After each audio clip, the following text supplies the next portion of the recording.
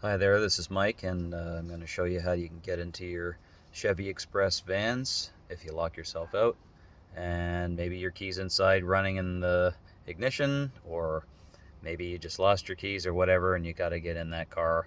Maybe you got a baby or a hot turkey in there and you got to get at it as fast as possible, and you don't want to call the tow truck and have them tow you or charge you $80 just to break into your own car. And I'll show you how to do it real fast. So this will probably take about a minute of introduction and then a minute of actually doing it. So here we go. I'm in the van right now. Obviously I'm not locked out. I'll show you. I got a little happy valet key here that will start the engine, and I got my original keys right there. But yeah, so make yourself one of these at Home Depot for $2 and screw it to the frame of your car underneath, or hide it somewhere around your property. Then you don't lock yourself out. You could get one of these, any hardware store key cutting thing like that. Just get them, make a crappy little key like that. If you have a newer van, obviously, like these other keys I have for my 2022, it's going to cost you some money. You're going to have to go to the dealer to get one of those, but still better than scratching or breaking into your car, breaking a window, whatever the hell you got to do, or calling a tow truck. So all that aside, like I showed you, I could start the car, and if the car is running and you're locked out, then when you do break in, this is the window button.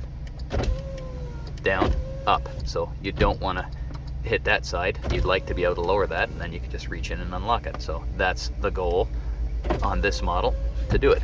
If it's a newer version, you got a different direction, well, you got to hit the other side of the button. There's a manual lock and an electric lock. Both of them work when the car's shut anyway. So if you can lift that up, like if this is the lock position, you need to lift it up, which is kind of hard from outside, but you can still do it easily. And that's the lock. So you want to hit this side from the outside. I'm going to show you how to do that right now. It's the same on the driver door. I'm just going to do the passenger door because that's where I have my very fancy tools of a ladder and a hunk of metal and a pry bar. You don't even need a pry bar. You could use a shovel. You could use all kinds of things to unlock it. Car doesn't need to be running, of course, to do any of this, but mine just is right now. I'm going to show you, this is my tool today, a pry bar. If you're concerned about scratching your paint, obviously I'm not concerned about that on my car, then just wrap the end of this with some masking tape or saran wrap or whatever you got to, a couple leaves, anything. It doesn't scratch the paint much, if at all, to do it, but that's it. Like, that doesn't look like it's brutalizing my paint, and I've done this several times on this van. But anyway, once that pry bar or shovel, I could even use the end of the pry bar to show you that really anything will work. You just need to pry that open enough to get a tool in there.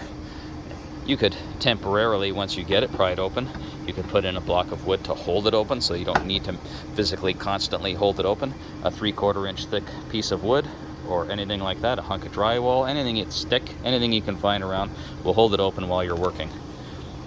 If I can do this on camera with one hand, then you can do it. Down in that gap is where you need to go. And if you look, you'll be able to see even easier in person. But if you look, you can see all those little items are down there. The button, and there's a button there. That's for the window. It's all in there. I can't get it to focus because I'm in one-handed. But ultimately, that's where you got to go to get down in there to push those buttons.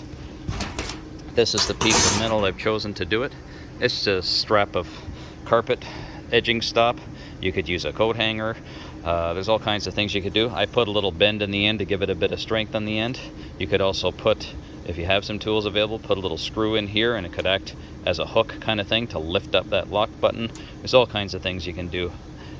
Hundreds of ways. I personally have taken off the antenna before, and in a pinch, I've gotten this antenna off, and I've used that to open the thing. So, I mean, if you got a buddy's car and he has zero tools, all you need is something to pry this open.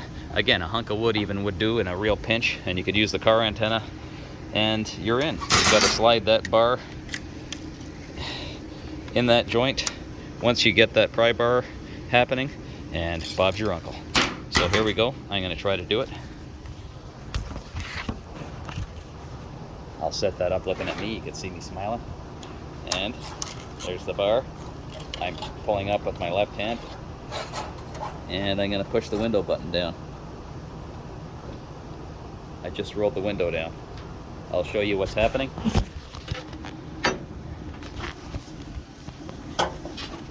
That's the bar, went through the gap,